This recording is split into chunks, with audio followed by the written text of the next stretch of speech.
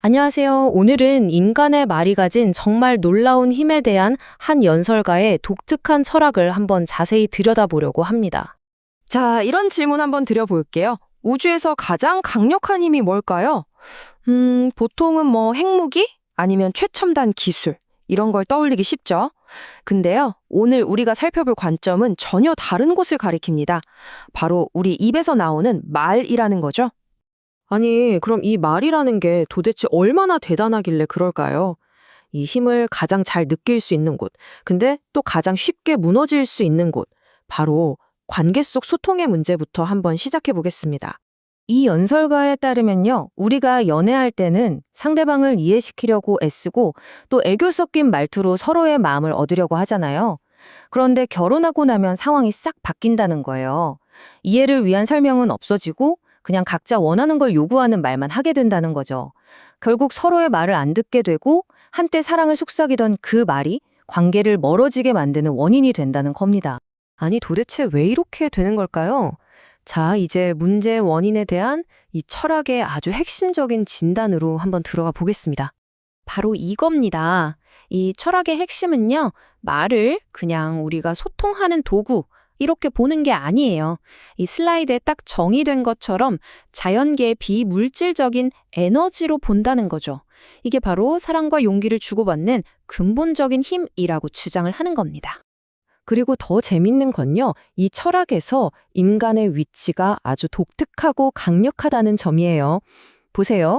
신과 같은 영적인 존재들. 이들은 말을 들을 수는 있지만 우리처럼 육신이 없잖아요. 그래서 직접 말을 창조해낼 수는 없다고 합니다.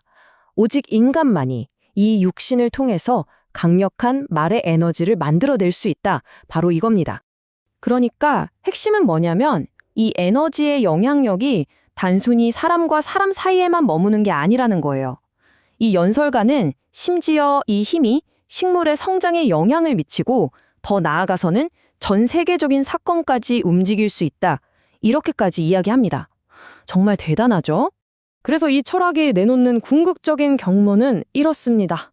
우리 인간의 말이 전쟁을 일으킬 수도 있고 아니면 전 지구적인 화합을 가져올 수도 있다는 거예요.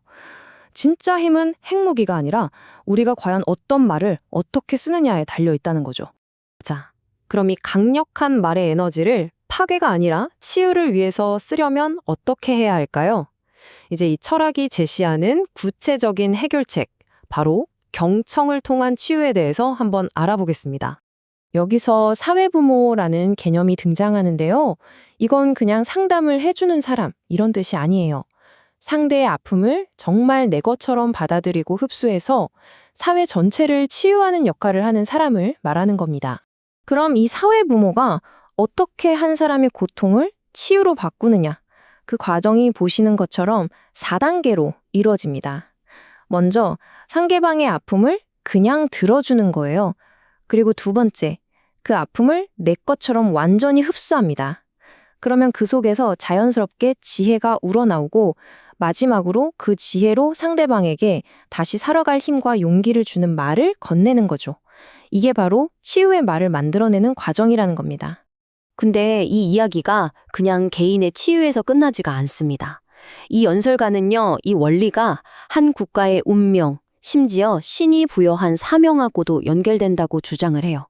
그리고 그 구체적인 과제가 바로 우리 대한민국에 주어졌다고 말합니다. 여기서 연설가는 한국 사회가 직면한 가장 어두운 현실을 딱 짚어냅니다. 이 슬라이드에 보이는 숫자 1, 이게 뭘 의미하냐면요. 바로 OECD 국가 중에서 수년간 자살률 1위라는 정말 충격적인 통계입니다. 이게 바로 우리가 해결해야 할 중대한 위기라는 거죠. 그리고 이어서 정말 강력하고 어찌 보면 좀 도발적인 메시지를 던집니다.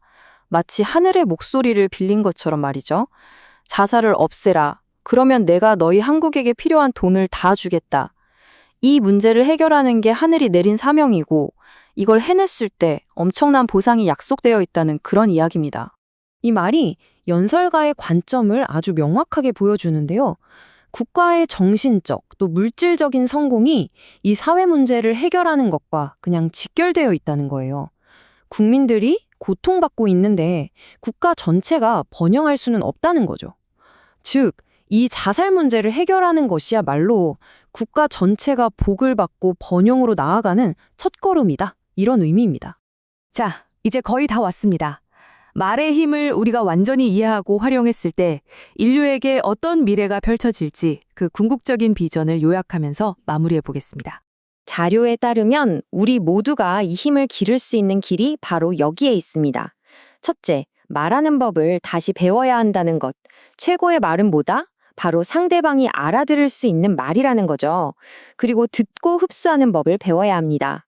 이런 능력을 갖춘 사람이 진짜 리더가 되고 그 말의 힘은 핵무기보다도 더 위대하다고 강조하고 있습니다. 오늘 이야기는 이 질문으로 마무리하려고 합니다. 만약에 우리의 말이 에너지를 만들고 고통을 치유하고 세상을 바꿀 힘을 정말로 가졌다면 여러분은 그리고 우리는 그 힘을 지금 어떻게 사용하고 있을까요? 이 철학은 결국 우리 각자에게 자신의 말이 어떤 에너지를 만들고 있는지 되돌아보게 만드는 것 같습니다.